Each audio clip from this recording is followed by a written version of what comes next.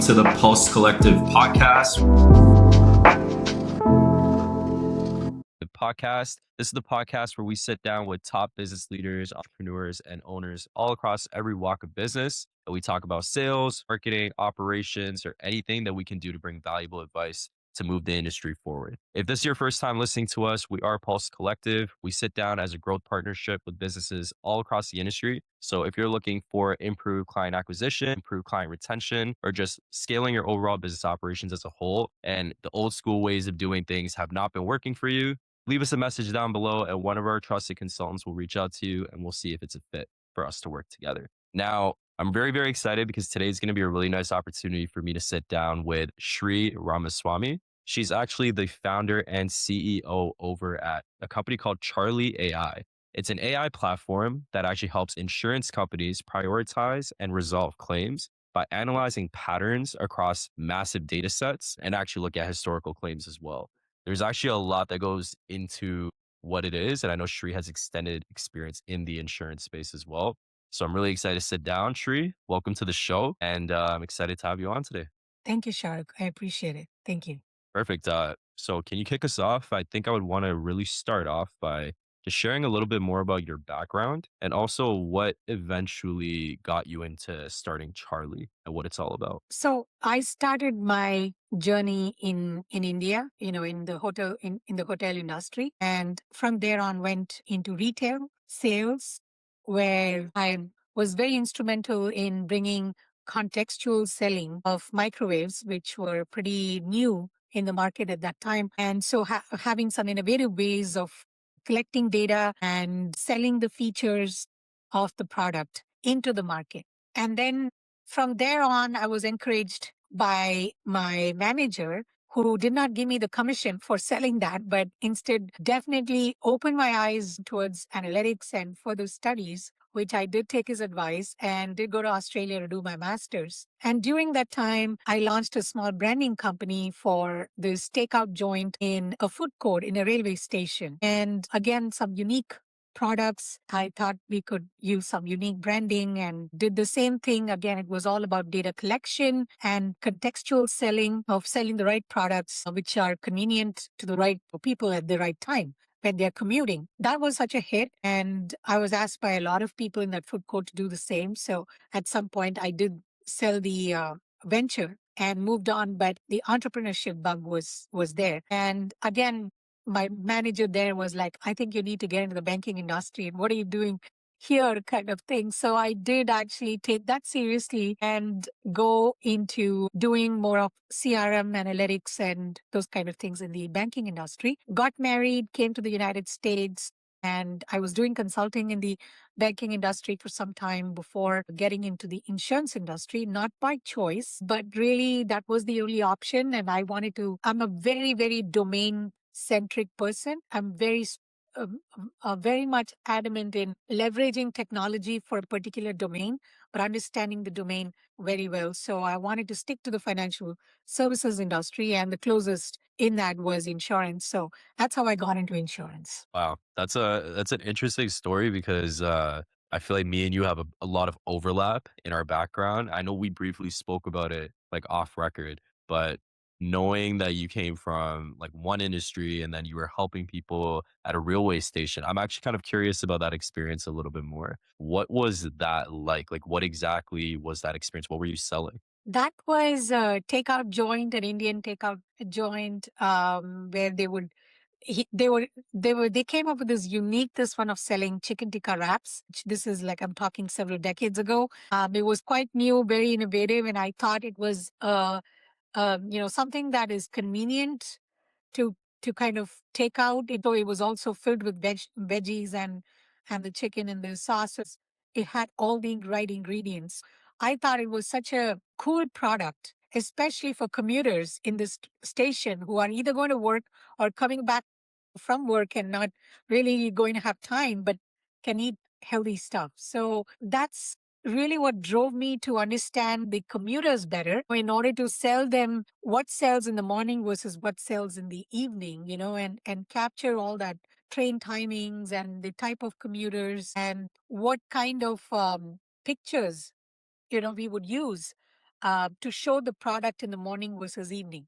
And I think that's kind of really what did the trick. Honestly, that you basically summed up marketing 101 because that's what it is. It's testing there's so many different things. You're A/B testing different creatives, you're testing different customer segments, you're testing different products that are tailoring to them, different times. So I think that experience probably opened up your perspective to everything else. For me, I had a similar experience. I've actually never said this on a podcast before, but I used to also sell just like retail earlier on in my career, just like home theater type of packages to just regular customers that would walk in through the door. And a lot of times I was kind of tasked with the ability because originally you're just like, okay, I'll sell a TV. I'll tell somebody it's $500 and I don't know, it gets to this level of brightness. And for most people, that's enough for them. But how do I sell that $2,000 TV to somebody that um, I think it's actually going to be valuable to them, not just get the cheapest TV that you can get on the market? And that was the fine line, though. I didn't want to sell a $2,000 TV to somebody that only needed a $500 TV, but I also wanted to not sell a $500 TV to somebody that would find value in a $2,000 TV. So I wanted to open that conversation up. So I think that's the biggest thing when you're first, especially for younger entrepreneurs that might be starting this, value selling and like how Sri was saying, just like testing different things is going to be very important because for sales, marketing, that's carried forward. I can talk about these topics forever. I'm very passionate about it, but I do want to get into a little bit about Charlie because I know you're the founder, and of course you've had quite a few things, and I think it's a very interesting product because I've spoken with multiple people in the insurance space when I was still in the corporate space, and a lot of them struggle with manual processes. That's a very manual procedure, especially when it comes to managing policy claims or any types of things related to that. It was very intensive.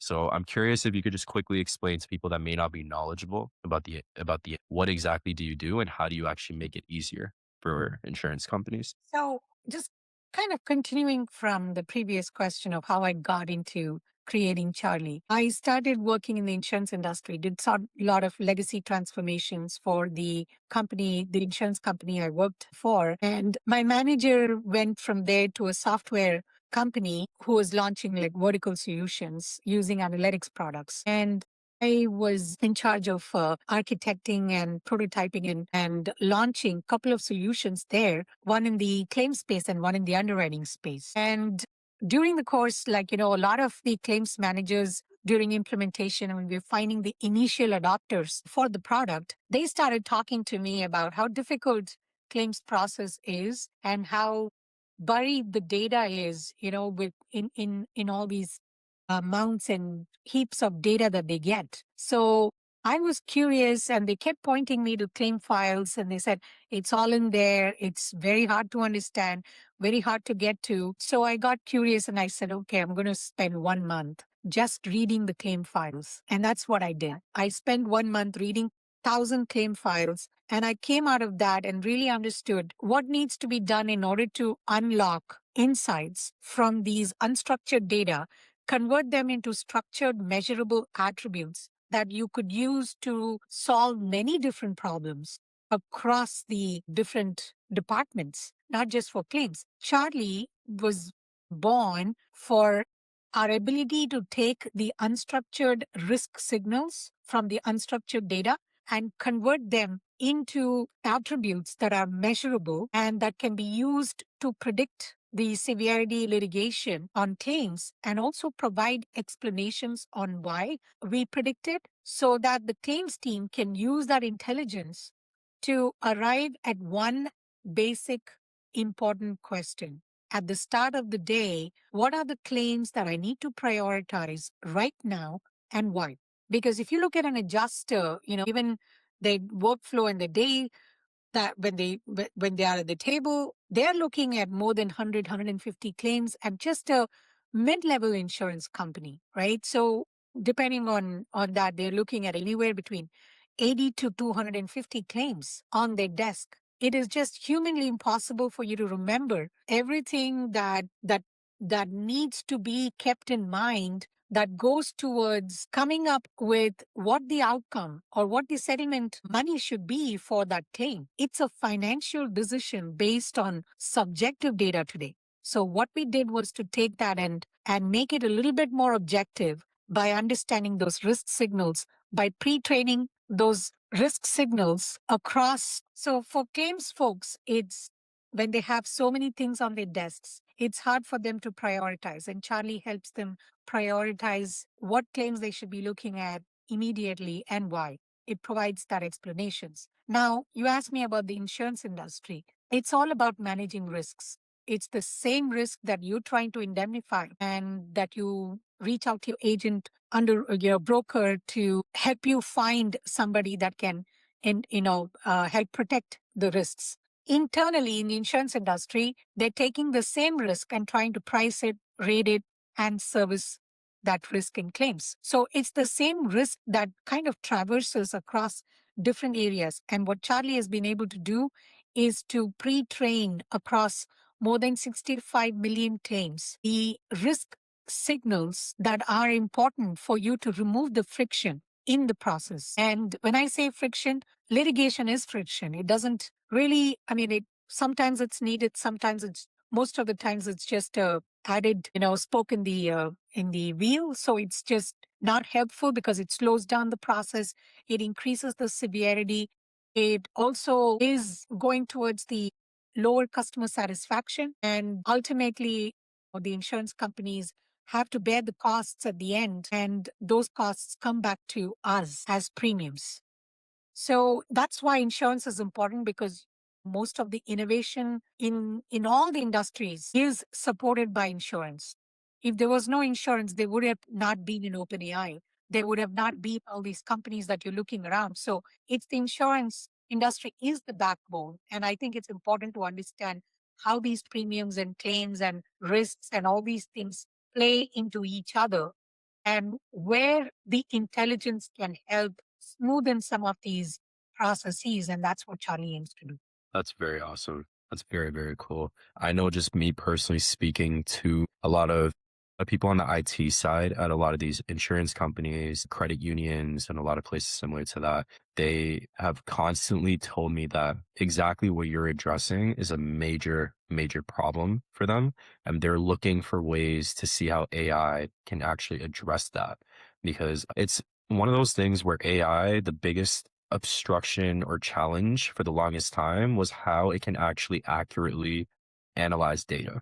Because for the longest time, it can make it quicker, but the accuracy was kind of lacking. So it's really good to see how products like Charlie, and there's products now on the market for these companies where it makes it easier on all sides. I am curious from kind of like a business perspective. You've obviously been like Charlie, I believe, how long has Charlie been around for now? How many years has it been? It's almost been a little more than 9 years. 9 years now. So you've obviously been around for the AI boom, the entire period of it, the duration of it, the post-COVID era. You were also around in the pre-COVID era. So this would be a very good question for you, because you obviously have seen how the market's evolved. How has the market evolved over the last 9 years? And where do you see the biggest opportunity in the next couple of years as well? So when we commercially launched Charlie, we were not called Charlie. Our product was called Charlie. Our company was called Infinalytics. And that's because people did not understand NLP.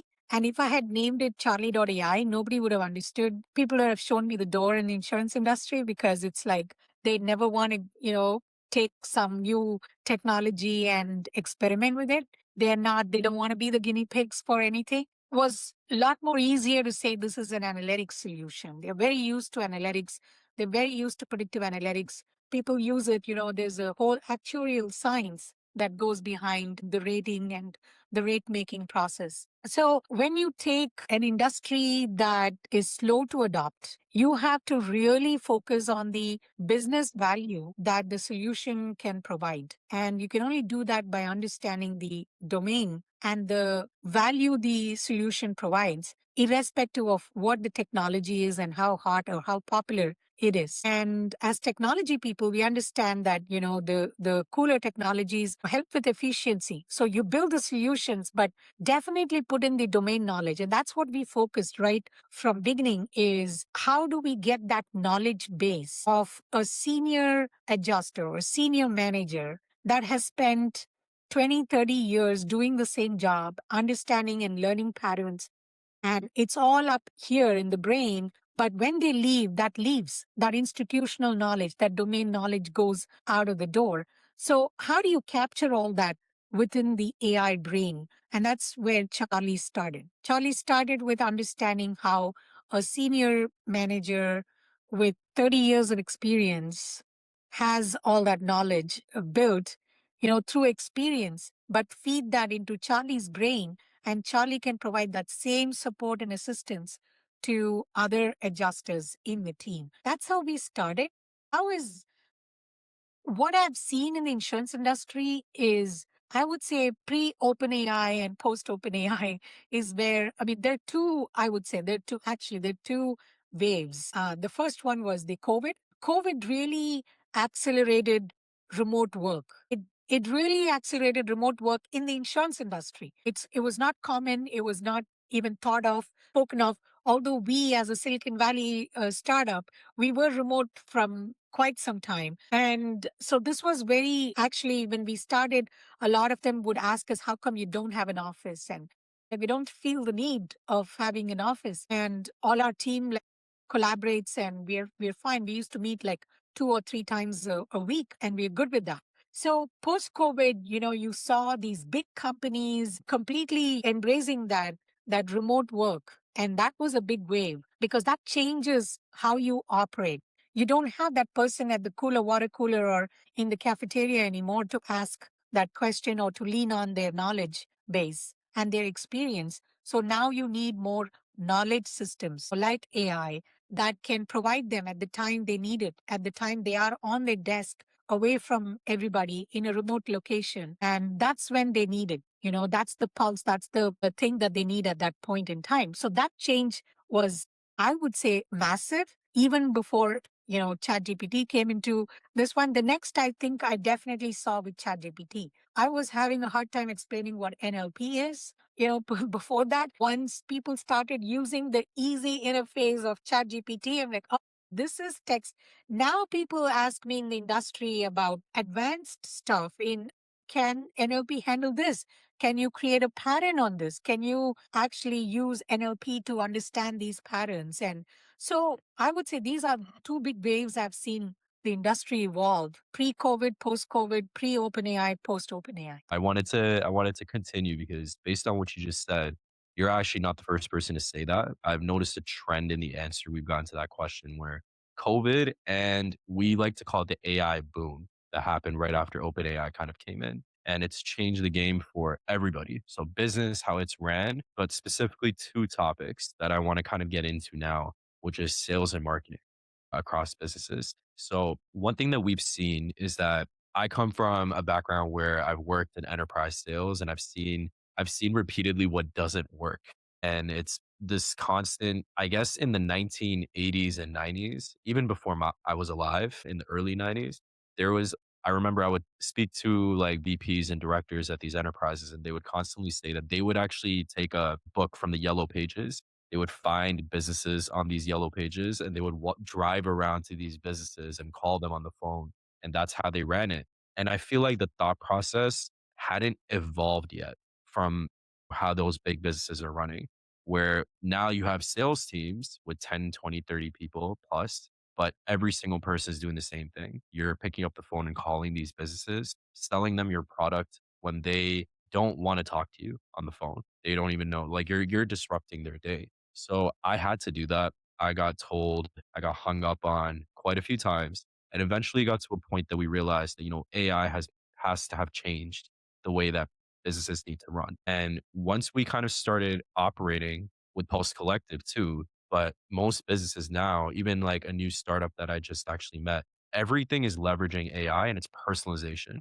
So personalization is the new sales. It's no longer volume. And I'm curious now from your perspective, how do you currently run your sales, your marketing? And how has it changed as well, if it has from before? I definitely think post AI boom, as you called it, people are more knowledgeable. They are doing their research. They're not coming to you trying to understand, what products and solutions you have, but more towards what value can you provide to me? Hey, I understand AI. I understand how this works, but I want to make sure that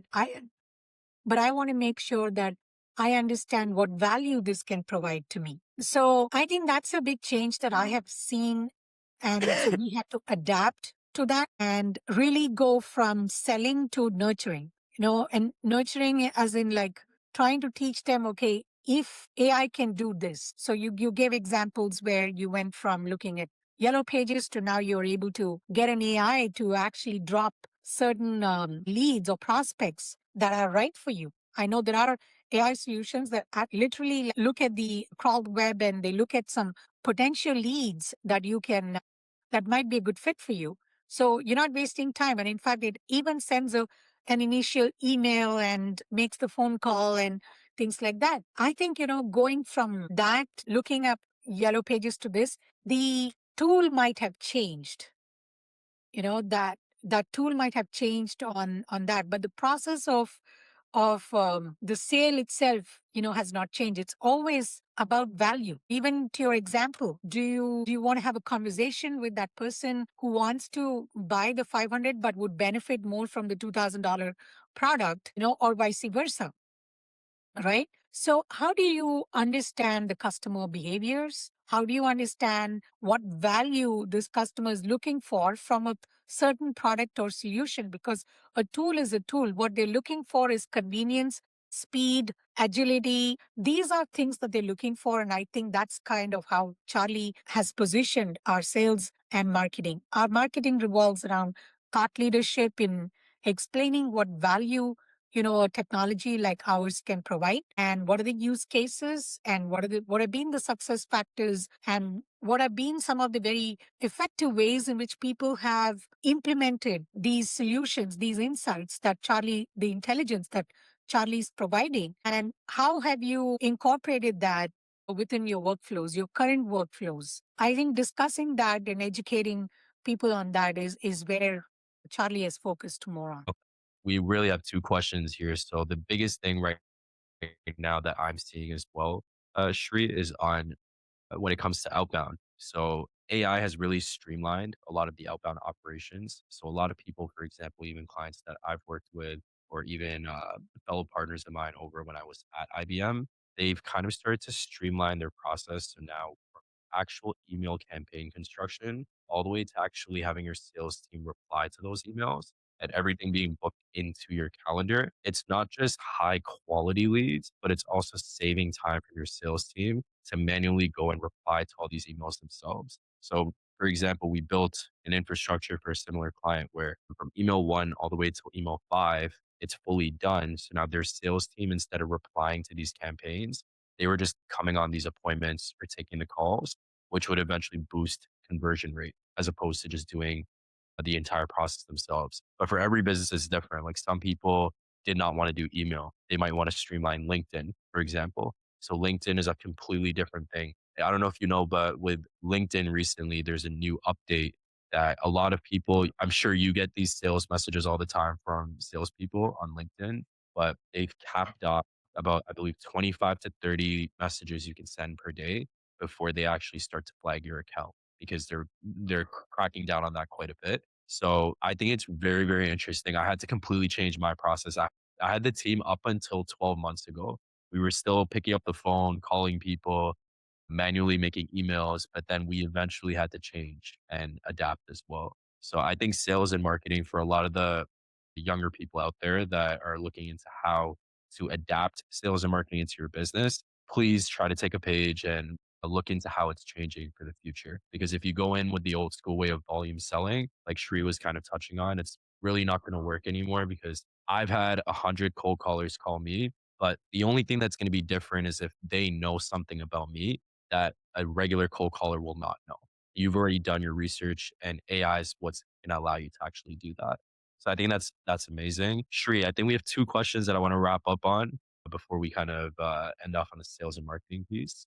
Number one, just from an actual operations standpoint, you being the eyes of your company right now, what's one thing that you would be like within your company? It could be internal or even just within the industry. If you could change one process, make it easier, what would that be? Internally, definitely the lead gen process. I would say the first one. And then the other thing that we want to do is requirements gathering, which, very proudly I white coded an app for that. So I think those would be the two. And then there are others on the technical side. But I think these are two definitely, I would say, more effective you can get with the lead gen process, the better. And that's one thing that we are absolutely looking at right now. I think in the industry right now too, I completely agree. Like with lead gen, like even for us, like one cool thing that recently, for example, for you it's lead gen. I'm assuming your conversion rates, like you have a good product. So once you actually get people booked onto meetings, you probably have people that are like, okay, this is a good product. I'm gonna buy it. But some people have the opposite problem. So is that the case with you? It's more That is just the case. So it's like for us, we do get very low volume, but high value. Once they get into the first meeting, typically, more than our conversion rate has been more than 85% on that. So it's a pretty I good. wanna I wanna I wanna stop so everybody hears that an 85% conversion rate is amazing. The industry average is about 20 to 25% for people that don't know. Hats off to you guys. You're doing something But right. getting that lead and qualifying that Yeah. lead is where majority of our time goes. Yeah. No, but that's a good problem to have though, because a lot of people have all the leads in the world, but their product is failing. So they don't convert them. So you have a good product. The data is there to tell you that. Now it's just a matter of getting it out to more people, essentially. So I think that's amazing. I do want to, before we cap off, make it a little more fun for the younger people that may be watching this. One piece of advice, Shri, that when you first started, obviously you had a mentor and your mentor when you were selling microwaves gave you some advice. What's one piece of advice that you would give yourself if you had to start over again as your 20-year-old self that you would also want to feed to the younger generation right now? I definitely value, managers as mentors. If you have a good manager, I think that's a manager who encourages you. In my case, when I went to my manager and told him hey, I know how to sell the microwaves, the manager trusted in me. And same thing, with selling the chicken tikka wraps. Hey, I know how to sell this. A manager who encourages you is definitely a manager you want to listen to. Now, Right. I don't know if that's being like getting a good mentor or not, but in my mind, it was. And listening to them and understanding from their perspective how they view us, what our strengths are, what our weaknesses are, and understanding and working on the weaknesses and not really jumping into conclusions about when your weaknesses is put in front of you, but use that as an opportunity to work on those weaknesses. When you're starting out, I would say be patient. You don't have to become the manager in the next year or two. The goal should be to get as much domain knowledge as possible, whether it's the sales domain, marketing domain, or any other actual industry domain that you're in. Learning that and give yourself more time to learn along with the tools that are out there in the marketplace. So I would say it plays a lot of importance on that person who's encouraging you and also, bold enough and nice enough to tell you about your weaknesses and work on those. No, 100%. Like there's the concept of continuous learning. There's endless amount of like AI. One thing that it did do, it's bridged the gap between the people that knew a lot that were very, very technical and the people that didn't know much. Like now the people that didn't know anything, they could just go learn these soft skills quite easier than it may have been earlier on in your career. So I think that's very beneficial. Definitely mentorship for me played a big, big part. Even when I had the ability to potentially manage a full sales team at the enterprise level, I just didn't like my mentor. Actually, my senior director at the time was like, you're going to be doing the same thing to these guys that we did to you, which is you're going to tell them to call 100 people a day. And I know you don't want to do that. So he actually told me to go and do my own thing afterwards. And that was the Just best one piece thing of I want advice. to get personal and tell you about the things that you don't do so well. And I think that's a very important feedback to have as much as we all like ourselves and do not like critics. I think getting that early on really helps you strengthen. And then you will see that the weakness becomes your strength. 100%. That's beautifully said. I think, Shri, like your entire story, it's similar to a lot of young entrepreneurs and business leaders alike. It's a very lonely journey at first. And any type of experience or any type of person that's on your side, it's very valuable. And for anybody that is in the business space that may have not necessarily made it quite yet, you know how it is. One day you think you know what you're doing, the next day you don't know what you're doing. You're still trying to figure it out. So it's an interesting process, but look, I really enjoyed taking the time today before we wrap up, Shri. Like if you have a website or a LinkedIn page or anything that people know where they can find you or just learn a little bit more about Charlie as well. Sure, I am 24/7 on LinkedIn. Find me there, Sri Ramaswamy, not hard. And our website is charlie.ai.